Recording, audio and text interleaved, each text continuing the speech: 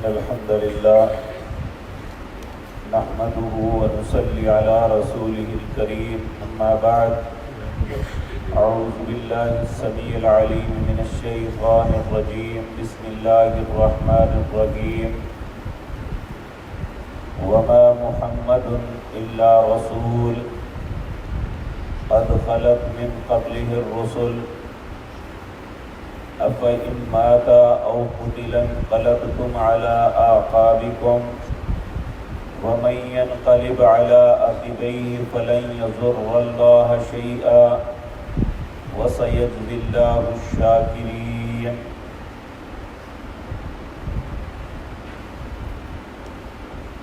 حضرات محترم، سورۃ آل عمران کی آیت نمبر 144 یہ بہت اہم آیت ہے، کیونکہ اس معاملے میں اس زمانے میں بھی کچھ لوگ اختلاف میں پڑے اور آج بھی بہت سے لوگ اس اختلاف میں مبتلا ہیں۔ بظاہر تو یہ آیت اتری جنگ احد کے موقع پر، جب نبی کریم صلی اللہ علیہ وسلم دوبارہ حملے کے اندر آپ شدید زخمی ہوئے، بلکہ آپ کی شہادت کی خبر پھیل گئی، اور جب شہادت کی خبر پھیلی تو بہت سے لوگ بددل ہو گئے کہ اگر نبی کریم نہیں رہے تو ہمارا لڑنے کا کیا مقصد۔ کچھ صحابی اس طرح واپس پلٹ رہے تھے تو ایک زخمی کے پاس سے گزرے، اس نے پوچھا کیا ہوا، کدھر جا رہے ہو؟ انہوں نے کہا نبی کریم صلی اللہ علیہ وسلم شہید ہو گئے، تو ہمارا کیا مقصد ہے؟ وہ کہنے لگا اللہ کے بندو، اگر آپ چلے گئے تو ہمارا زندہ رہنے کا کیا مقصد ہے؟ جاؤ جا کے لڑو۔ یعنی یہ کیفیت اس وقت بنی چند لمحوں کے لیے، پھر اللہ رب العزت نے کافروں کو نامراد لوٹا دیا۔ تو ایسے وقت میں اللہ رب العزت نے یہ آیت اتاری وما محمد الا رسول۔ یہ جو محمد ہیں یہ اللہ کے رسول ہیں صلی اللہ علیہ وسلم۔ قد خلت من قبلہ الرسل، آپ سے پہلے بھی بہت سے رسول گزرے۔ افإن مات، اگر آپ فوت ہو جائیں، او قتل، یا شہید کر دیے جائیں، انقلبتم علی اعقابکم، کیا تم اپنی ایڑیوں پہ پھر جاؤ گے؟ ومن ينقلب علی عقبیہ فلن يضر اللہ شیئا، جو بھی اپنی ایڑیوں پہ پھرے گا وہ اللہ کا کچھ نہیں بگاڑ سکتا۔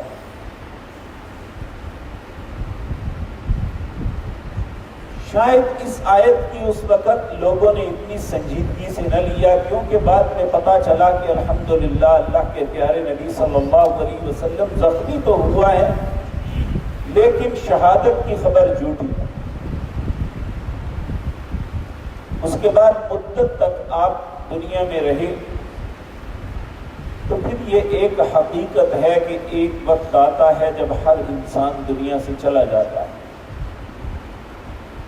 اللہ رب العزت نے قرآن کریم میں ایک مقام پہ فرمایا ما کان لبشر من قبلک الخلد افإن مت فهم الخالدون، آپ سے پہلے ہم نے کسی انسان کو ہمیشہ کی زندگی نہیں دی۔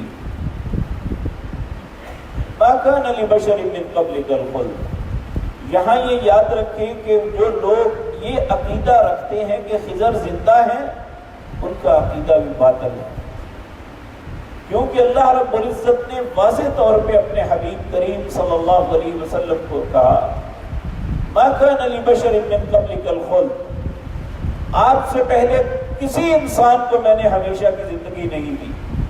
افإن مت فهم الخالدون، اگر آپ پہ یہ وقت آنا ہے تو میں اور کسی کو کیسے ہمیشہ رکھ سکتا ہوں؟ اگر دنیا میں ہمیشہ رکھنا ہوتا تو صرف آپ کو رکھنا۔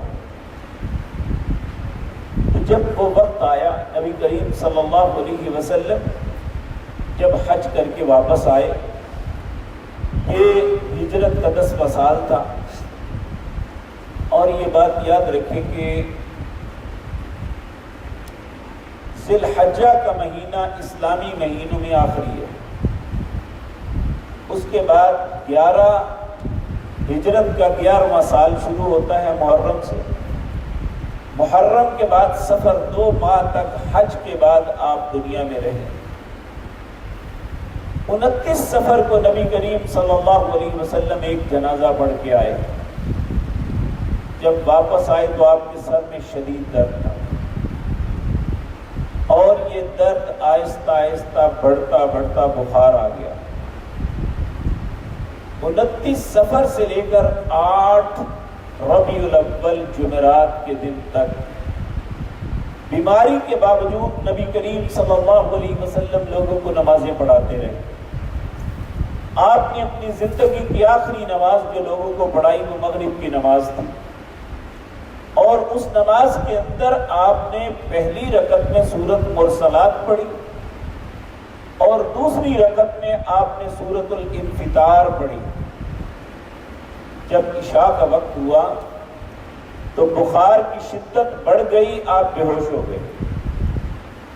سید عائشہ صدیقہ رضی اللہ تعالی عنہا نے آپ کا سر مبارک اپنی گود میں لیا ہے، اور ان کا چہرہ آپ کے چہرے مبارک پر جھکا ہوا ہے۔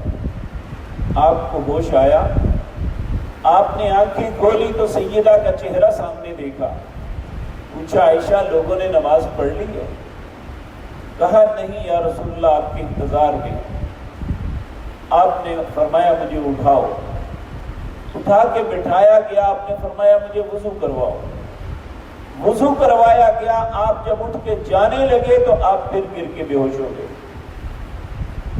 3 دفعہ ایسا ہوا کہ بار بار بے ہوش ہوتے، جب بھی ہوش آتی یہی پوچھتے، یہی سوال کرتے، عائشہ لوگوں نے نماز پڑھ لی؟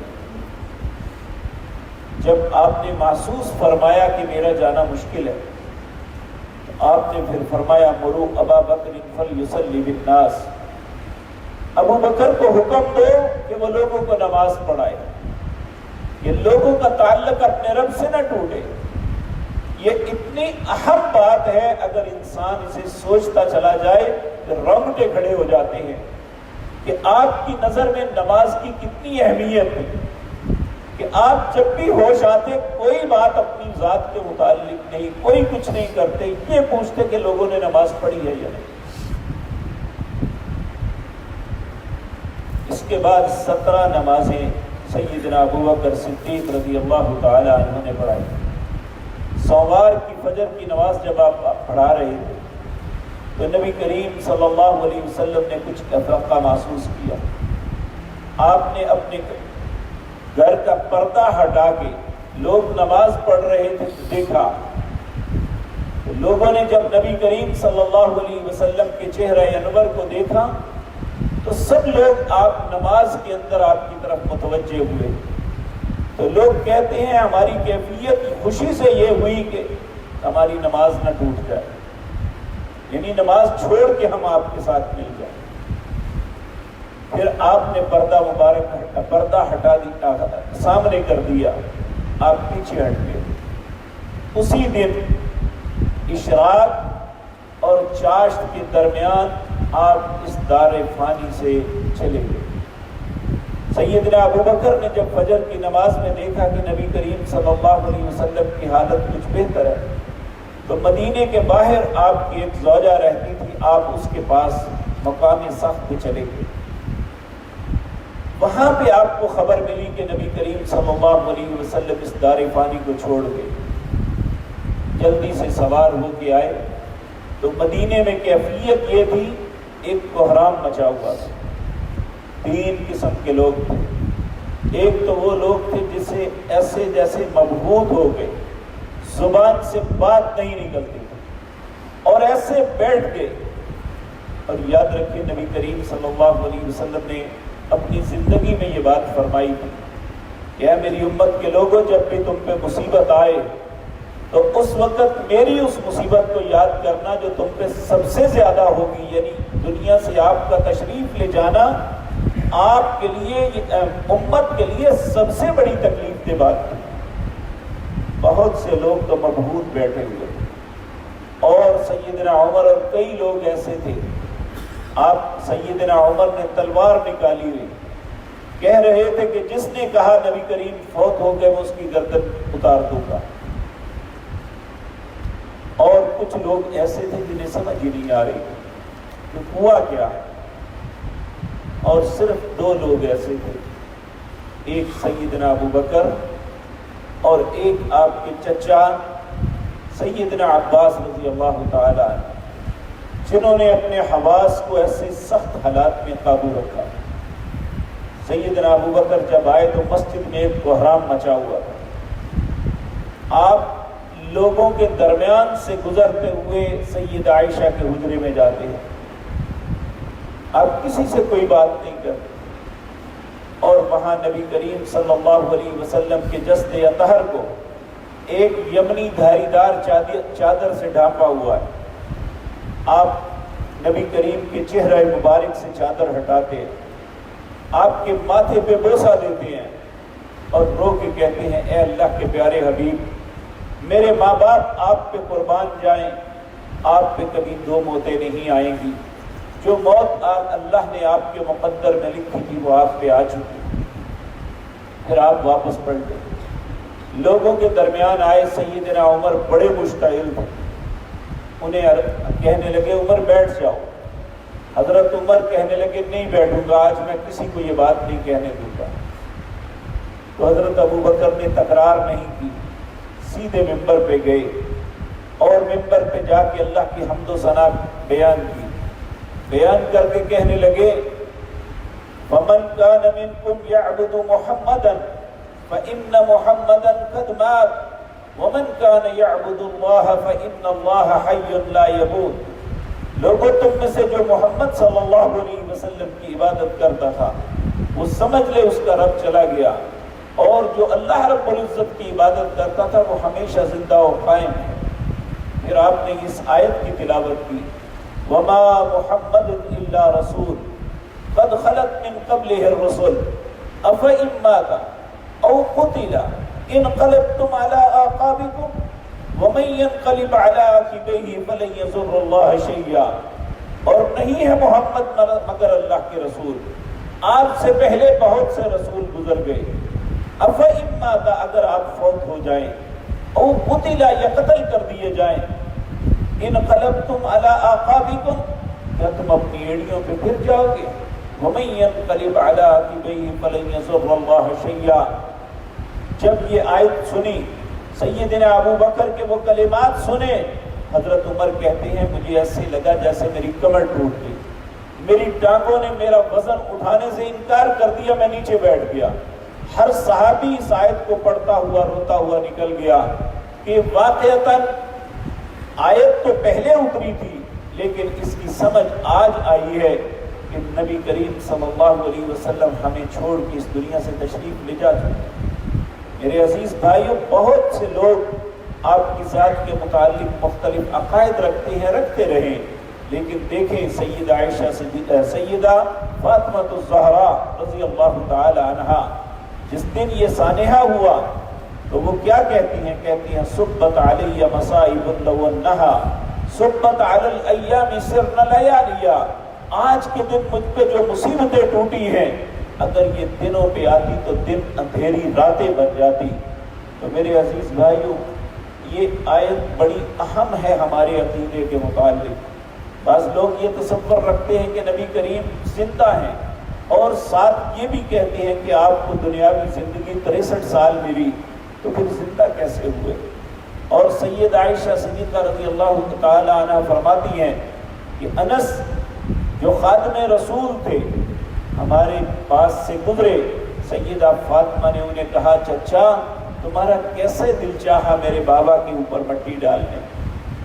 کس طرح آپ نے قبر میں دفن کر دیا، کس طرح حوصلہ پڑا آپ کا، لیکن یہ تو فطرت ہے، اللہ کا ایک اصول اور قانون ہے جس پہ ہر انسان کو گزرنا ہے۔ یہ آیت اس وقت بھی بڑی اہم تھی اور آج بھی بڑی اہم ہے، آپ اس پہ غور کریں۔ آیت نمبر 144 اور سورۃ آل عمران، اللہ نے اپنے حبیب کریم صلی اللہ علیہ وسلم کا نام لے کے یہ بات کہی، وما محمد الا رسول، اور نہیں ہے محمد مگر اللہ کے رسول، قد خلت من قبلہ الرسل، آپ سے پہلے بھی بہت سے رسول گزر گئے، افإن مات، اگر آپ فوت ہو جائیں، او قتل یا شہید کر دیے جائیں، انقلبتم علی اعقابکم، کیا تم اپنی ایڑیوں پہ پھر جاؤ گے، ومن ينقلب علی عقبیہ، جو بھی اپنی ایڑیوں پہ پھرے گا، فلن یضر اللہ شیئا، وہ اللہ کا کچھ بھی نہیں بگاڑ سکتا، وسیجزی اللہ الشاکرین، ان قریب شکر کرنے والوں کو اللہ بدلہ عطا فرمائے گا۔ اللہ رب العزت سے دعا ہے ہمیں وہی عقیدہ رکھنے کی توفیق عطا فرمائے جو قرآن ہمیں بتلاتا ہے۔ ہمیں اپنے پاس سے کوئی ایسا معاملہ نہیں کرنا چاہیے جس سے قرآن پہ زد آئے کہ قرآن غلط کہہ رہا ہے، نعوذ باللہ۔ اللہ رب العزت ہم سب کو ہدایت دے، ہدایت پہ رکھے، ہدایت پہ موت نصیب فرمائے۔ اقول قولی ھذا واستغفر اللہ۔